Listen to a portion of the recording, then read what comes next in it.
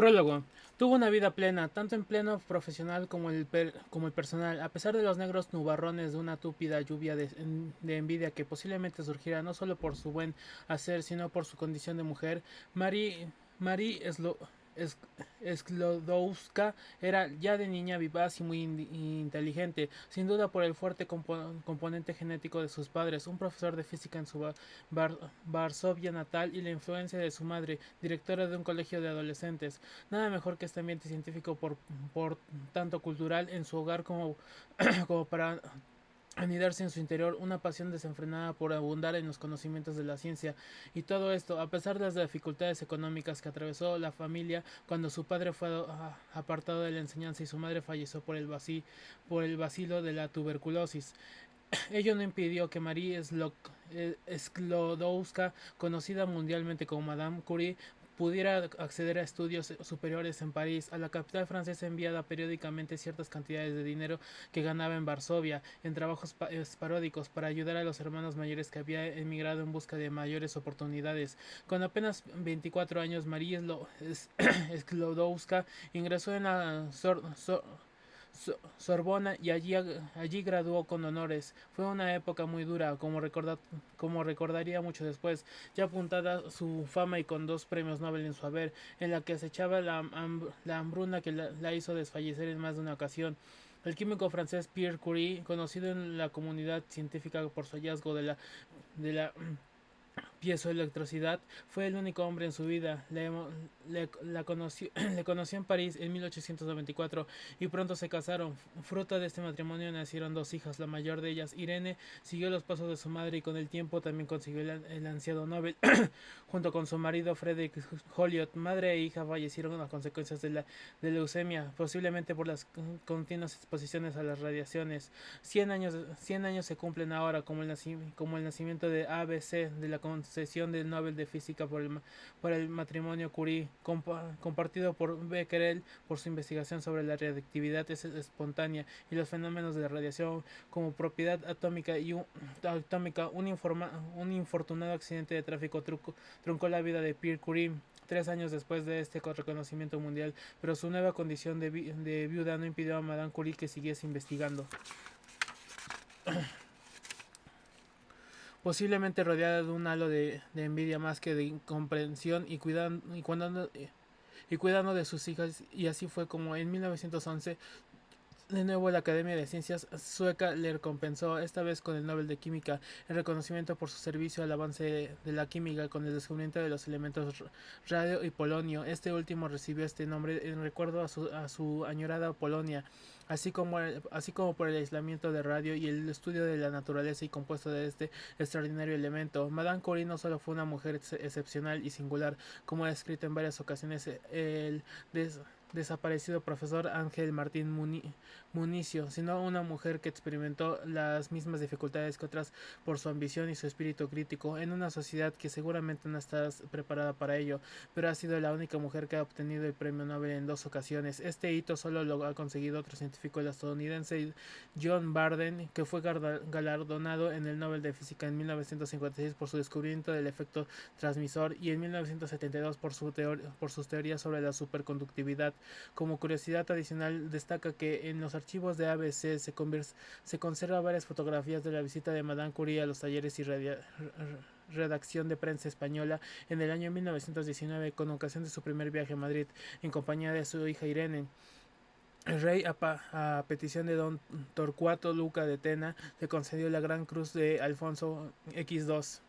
Es obligatorio dedicar unas líneas al autor de esta apasionante biografía de Madame Curie, el profesor José Manuel Sánchez Ron, catedrático de Historia de la Ciencia de la Universidad Autónoma de Madrid y miembro de la Real Academia Española.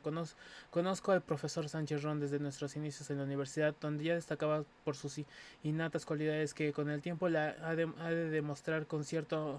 demostrado con acierto su facilidad para describir aspectos desconocidos de la ciencia para el gran público, solo en comparación, en mi opinión, a la que durante décadas hasta su fallecimiento siempre en las páginas de ABC ha llevado a cabo mi maestro y amigo el profesor Luis Bru.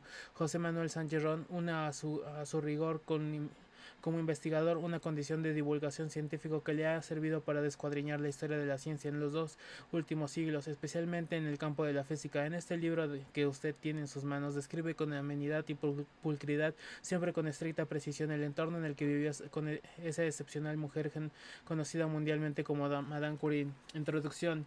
Hay libros que uno ha deseado siempre escribir y que no duda que puede hacerlo, pero que no obstante por uno u otro motivo nunca escribe, y hay otro que sin haber pensado escribirlos lo hace, obteniendo en ellos una profunda satisfacción. El presente libro, Marie Curie y su tiempo, pertenecen a esta segunda clase. Su origen está ligado al Consejo de Seguridad Nuclear y muy especialmente a su presidente Juan Manuel Kindelan, que hace ya 2 años me pidió que preparase un libro para celebrar el centenario del descubrimiento del polonio y el radio. Fruto de aquel encargo fue un libro titulado Marie Curie y la radiactividad 1998, que distribuyó el propio consejo y que, tal y como estaba previsto ser leído en el círculo de la distribución elegido por el consejo.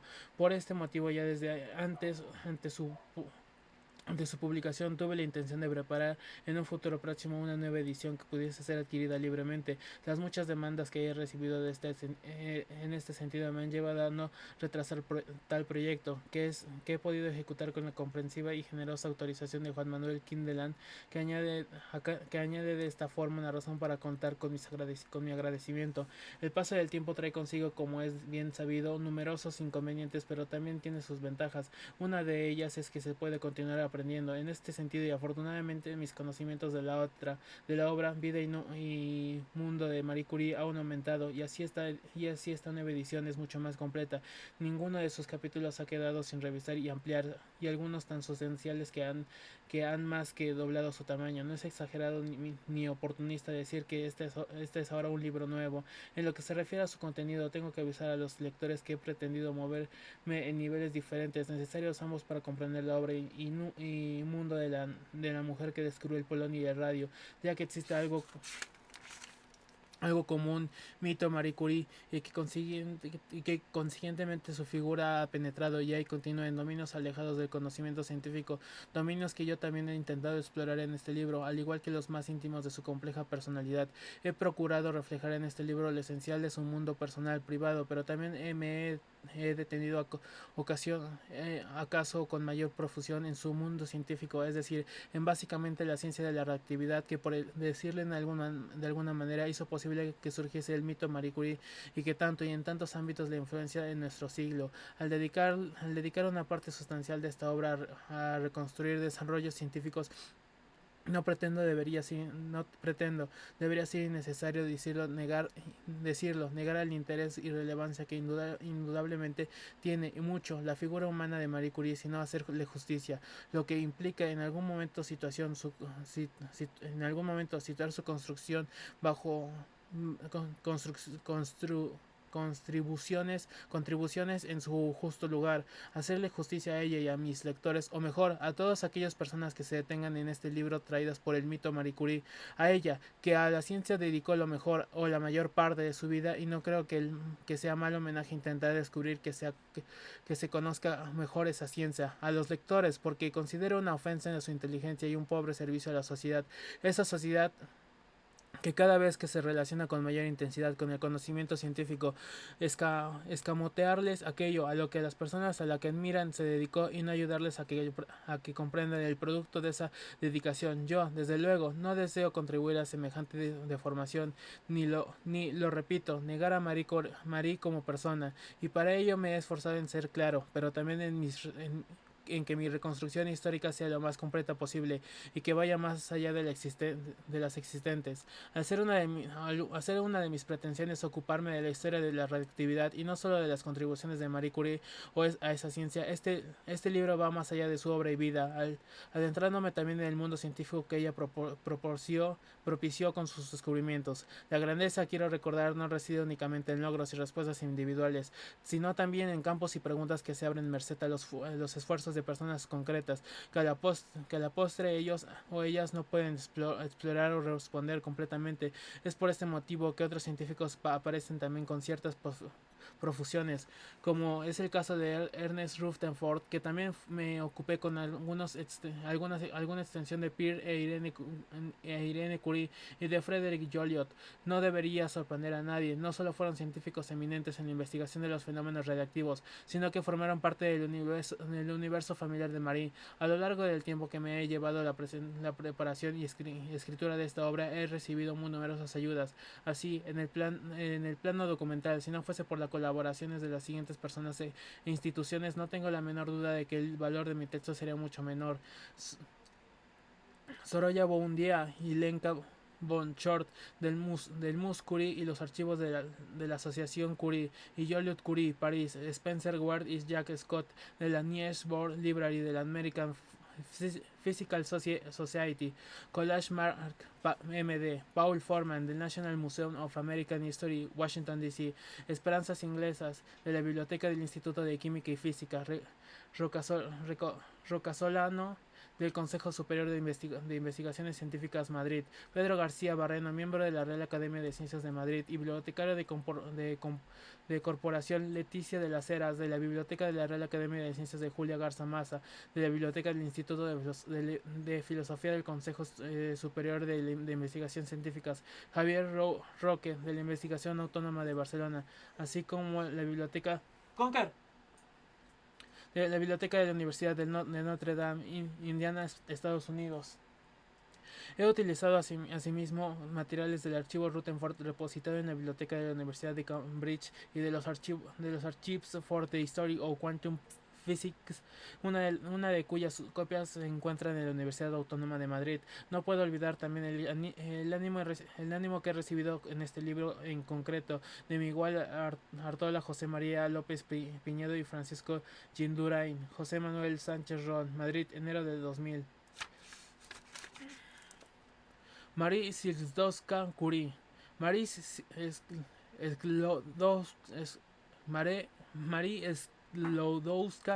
Marie Curie, tras su matrimonio con Pierre Curie, es sin duda uno de los personajes más célebres del mundo de la ciencia, y no solo más célebre, su figura, su personalidad está rodeada de una aura en el que se conjuran en una extraña y irresistible mezcla, drama, ascetismo, abnegación, perseverancia, excelencia y romanticismo. Motivos para emplear adjetivos como estos no faltan, desde luego. Su biografía reúne, como veremos, todos los atributos para hacer de ella una heroína.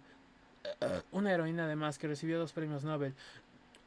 Pero el drama, la abnegación o el romanticismo no son buenas varas de medir cuando se trata de evaluar de la manera más desapasionada posible contribuciones científicas. Una tarea esta que inevitablemente implica comparaciones con aportaciones de otros científicos. En este sentido, y antes de que la propia dinámica de este libro lo impida, o cuando menos no lo favorezca, quiero intentar resumir cuál es, en mi opinión, la esencia de la relevancia científica de Marie Sklodowska Curie. La importancia de Marie Curie para la ciencia se encuentra indisolublemente ligada a sus aportaciones al estudio de los fenómenos radiactivos, un dominio de la física especialmente llamativo, aunque para el gran público no tanto como el de los rayos X, con una institución y perseverancia admirables, tanto más cuando que las condiciones materiales que le rodeaban, especialmente el principio, no eran particularmente favorables. Marie consiguió ampliar sustancialmente el significado y relevancia de hallazgos llevado a cabo por Henry Becquerel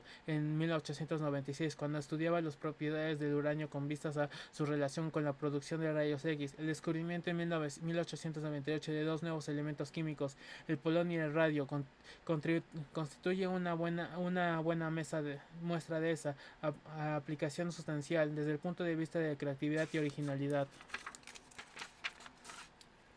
Aquellos fueron los mejores momentos científicos de Marie Curie, pero en modo alguno fueron los únicos. Su posterior carrera científica contribuyó con solidez y constancia a que el estudio de la física de la reactividad quedase establecido como un campo de investigación respecto con sus propios hábitos, reuniones, revistas, protocolos, etc. Pero si quiere buscar cuáles fueron las aportaciones que a partir de 1898 abrieron nuevos enfoques experimentales y conceptuales, hay que mirar en otras direcciones, lejos de París, de Marie, a Montreal y Manchester, por ejemplo, en donde un neozelandés de nombre Ernest Rutherford demostraba, combinando intuición y saber experimental y teórico, una creatividad en la identificación y solución de nuevos aspectos de los fenómenos atómicos y radiactivos, como Marie Curie jamás logró, al menos no como semejante frecuencia. ¿Significa esto una crítica a la figura de Marie Curie? En absoluto. Pocos son los que en el simple exigente universo de la investigación científica logran mostrar fenómenos que abren realmente nuevos dominios de la naturaleza, y Marie Sklodowska Curie fue uno de los pocos, siendo además capaz de continuar investigando con perseverancia y eficacia. Los comentarios que acabo de realizar se deben de entender simplemente como encaminados a intentar situar en su justo lugar la obra científica de una mujer cuya vida por notoriedad social favorecen la exageración, en definitiva, geografía, el mayor enemigo de la reconstrucción histórica. Marie Sklodowska. Marie Sklodowska nació en Varsovia el 7 de noviembre de 1867. Su padre, Władysław Sklodowski, era profesor de matemáticas y de física en un liceo de aquella ciudad, mientras que su madre, Bronislawa Bogowska, de soltera, dirigía una escuela de mucha clase. Fue la última de los 5 hijos del matrimonio. Joseph, el único varón, llegó a ser un médico distinguido del Hospital Niño Jesús de Varsovia. La mayoría de sus hermanas. Sofía murió joven en 1876 con 14 años de tifus. La segunda, Bronislawa Bronica, escogió también la carrera médica, estudiando en París con ayuda, como veremos enseguida, de Marie. En París, Bronia se casó con otro estudiante polaco de medicina, 10 años mayor que ella, antiguo defensor radical del socialismo revolucionario, lo que le obligó a salir de Polonia, acusado de complicidad en el atentado contra Alejandro II, e instalarse durante algún tiempo en Ginebra. Kazimierz Gluski, con quien más tarde fundaría y dirigiría un importante sanatorio en los Cárpatos, después del fallecimiento de su esposo, y siguió los deseos de Marie. Se consagró en la creación del Instituto de Radio. Marie Sklodowska Curie, de Varsovia, la tercera Elena o Ela, es Salai, de casada, elegía la profesión de sus padres, profesora. En 1878, cuando tenía 9 años, Marie perdió una madre. Esta catástrofe escribiría muchos años después Marie Curie en su autobiografía. Curie M. 1963 B78 fue la primera gran pena de mi vida y me sumió en una profunda depresión. Mi madre tenía una personalidad excepcional. A pesar de todo su intelectualismo, poseía un gran corazón y un sentido del deber muy elevado, y aunque de buena naturaleza e indulgencia infinita, todavía podía mantener a la familia una singular autoridad moral. Era de una ardiente piedad. Mis padres eran ambos católicos, pero nunca fue intolerante. Las diferencias de creencias religiosas nunca la molestaron. Era igual de amable con aquellos que no compartían su opinión. Su influencia sobre mí era extraordinaria, ya que en mí el natural amor de la niña por su madre se unía a la admiración apasionada. La Polonia en la que creció María estaba sometida a Rusia, pero los polacos no aceptaban semejante situación con indiferencia. De hecho, cuando nació Marie, todavía debía de estar fresca la memoria del último intento de insurrección llevado a cabo en 1863. Intentó que terminaran 18 meses más tarde con el ahorcamiento de los jefes insurgentes. La futura científica no fue ajena a aquella atmósfera nacionalista que buscaba cualquier posible mecanismo de resistencia para mantener la autoafirmación nacional. Esta situación anormal, escribió Curie M. en 1963 B79, tuvo como consecuencia el excitar el sentimiento patriótico de los jóvenes polacos hasta su grado más elevado. Ella misma participó en actividades clandestinas progresistas y anticlericales de movimientos nacionalistas universitarios, un comportamiento que tenía precedentes en su familia. Su abuelo Joseph tomó en 1830 las armas contra Nicolás I, zar de todas las Rusias y rey de Polonia. María Sklodowska fue, no hay duda de ello, a lo largo de toda su vida una patriota polaca, no importa dónde estuviese o qué hiciese. Cuando en 1898 descubrió un nuevo elemento químico, no dudó con qué nombre bautizarlo: polonio. Institutriz. Marie finalizó sus estudios podríamos decir, bachillerato a la edad de 15 años, habiendo sido siempre la primera de su clase. Tuvo entonces, sin embargo, que pasar un año en el campo en casa de un tío suyo, notario en Skaltmires, acerca de la frontera de Galitzia. Galicia para recuperarse de lo que los médicos denominaron depresión nerviosa. Reid, 1985-19. Aunque en su opinión la razón había sido la fatiga debido al crecimiento y a los estudios. Curie M, 1963. B, 81. Cuando regresé a Varsovia esperaba poder enseñar en alguna escuela libre, es decir, en el que sobreviviese el espíritu polaco, pero circunstancias familiares me obligaron a cambiar mi decisión. Mi padre, ya viejo y cansado, necesitaba descansar. Su fortuna era muy modesta, de manera que decidió aceptar un puesto como institutriz de varios niños. Así, como apenas 17 años, dejé la casa de mi padre y comencé una vida independiente. Curie M, 1963, B, 81. Las circunstancias familiares a las que se refería tenían que ver con la situación profesional y económica de su padre. El problema fue que un día en 1873, al regresar de sus vacaciones, Václav Władysław Sklodowski se encontró con una nota de la directora rusa de su colegio en la que le notificaba que dejaba de ser subinspector, lo que le significó perder el alojamiento gratuito que conllevaba el cargo, así como la mitad de su salario. La razón esgrimida que concentraba demasiado tibio su celo como investigador. He wrote 1983-18. Se suele decir que las degradaciones nunca vienen solas. El caso de la familia Sklodowski confirma esa supuesta regla. Ladislao confió en un cuñado todos sus ahorros, 30.000 rublos, con la esperanza de que los multiplicase en una inversión que debía ser más especulación que otra cosa. El resultado fue que los perdió.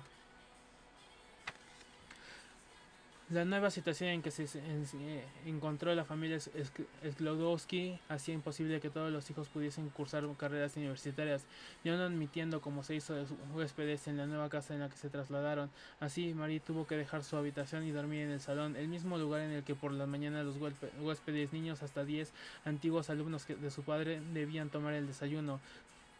Todo esto no significaba que María abandonase la esperanza de cursar estudios superiores. Había oído que unas pocas mujeres habían logrado seguir ciertos cursos Petrogrado o en países extranjeros, y estaba decidido a prepararme yo sola para seguir su ejemplo.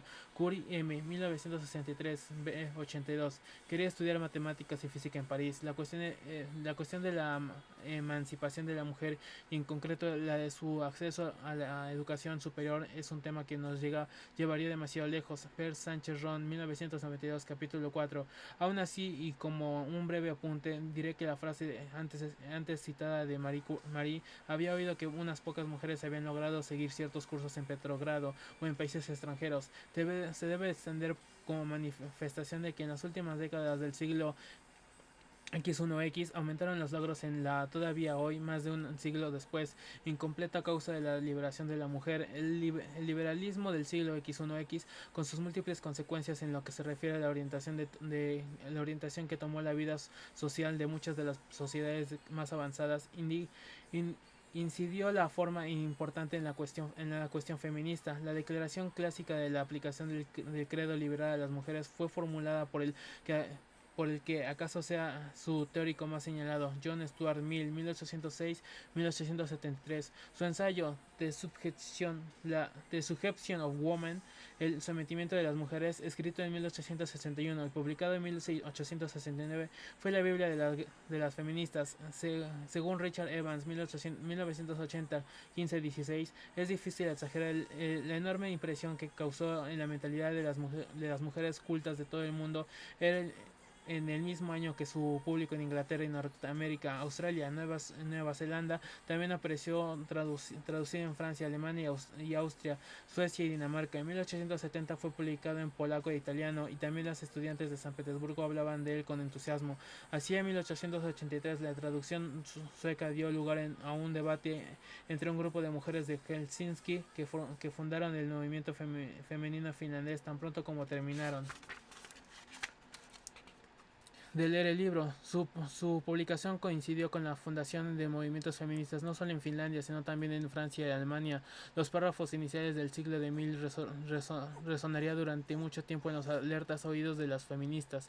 El propósito de este ensayo es explicar tan claramente como sea capaz los fundamentos de una opinión que he mantenido desde la muy temprana época en que formó todas mis ideas sobre asuntos sociales o políticos, y que en su lugar de haber de haber debilitado o modificado ha sido haciéndose más fuerte con la reflexión y la experiencia de la vida, que el principio que regula las relaciones sociales existentes entre los dos sexos, la subordinación legal de un sexo de otro, es erróneo en sí misma y ahora uno de los principales obstáculos a la mejora humana y que debe ser reemplazado por un principio de por un, por un principio de perfecta igualdad que no admite ningún poder o privilegio para una de las partes ni indefensión en la otra.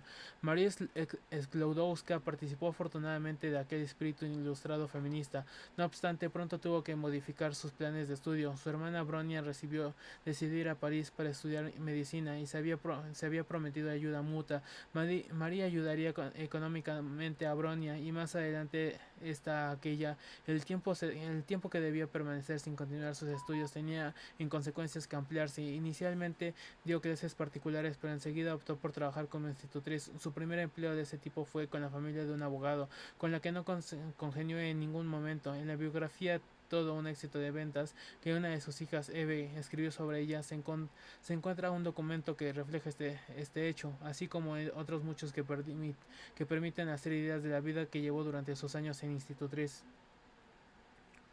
El 10 de diciembre de 1885, es decir, muy poco después de haber accedido a aquel su primer empleo como institutriz, Marie escribía a su prima Henrietta Michalowska Curie, 1960-50. Querida Henrika, desde que nos separamos mi existencia ha sido la de una prisionera. Como sabes, me coloqué en casa de los B, la familia de un abogado. Ni a mi peor enemigo desearía que viviera en tal infierno.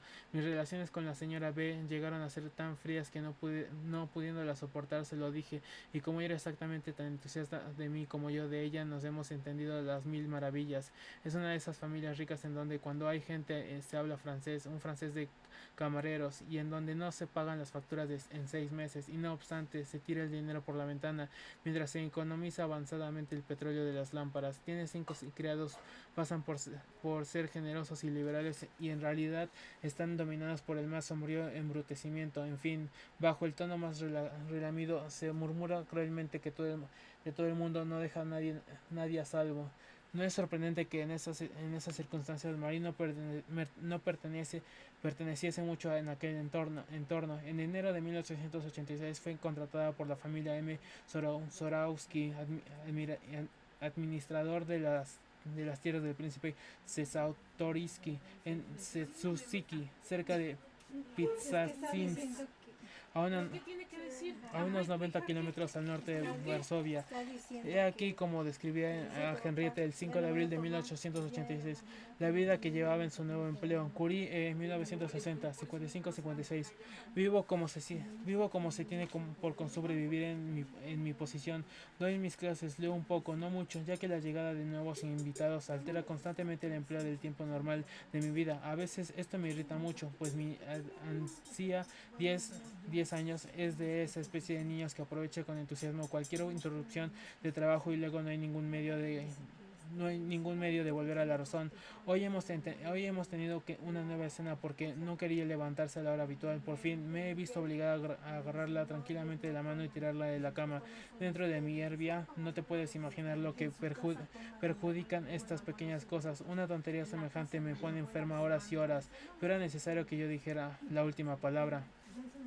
La conversación en sociedad, chismes y más chismes. Los únicos temas de conversación son los vecinos, los bailes, las reuniones, etcétera. Por lo que el baile se refiere, habría que ir muy lejos en busca de mejores bailarinas que estas jóvenes. Todas ellas bailan a la perfección. No son malas criaturas, algunas incluso son inteligentes, pero su educación no ha desarrollado su espíritu. Y las fiestas de acá, insensatas e innecesarias, tan acabado de disipar sus ideas en cuanto a los muchachos, hay muy pocos que sean amables y menos son inteligentes para las unas y para los otros. Palabras tales como positivismo, cuestión obrera, etcétera, son verdaderas bestias negras. Suponiendo que las hayan oído pronunciar alguna vez, lo que sería una excepción, el señor Z. Zorowski es un hombre de antigua, pero lleno de buen sentido, simpático y razonable. Su mujer es un poco difícil de tratar, pero en cuanto se sabe conducirla, incluso es simpática. Llego a creer que me estima bastante. Si vieras qué ejemplar conducta tengo, voy a la iglesia cada domingo y días de fiesta sin invocar jamás un dolor de cabeza o una gripe que para quedarme en la casa. No hablo casi nunca de la educación superior de las mujeres y de una manera general observo en mis propósitos la discreción que me obliga, condición me importa. Por, por Pascua iré a Varsovia algunos días. Todo salta en mí de alegría ante esta idea y personalmente retengo salvajes gritos de entusiasmo. Si hay un rasgo evidente en la personalidad de Marie Curie, ese fue el ascetismo. Su misma indumentaria fue, por encima de modas o circunstancias concretas, manifestación de la espartana forma en que entendía la vida, forma que también una forma en que constituyó una de las notas más características de quien sería su marido, Pierre Curie. Ahora bien, como en casi todo aquello que se refería a la personalidad, es difícil siendo imposible saber man, si se man, si se si semejante característica respondía a un rasgo congénito o si simplemente se fue haciendo moldeando a lo largo de su juventud.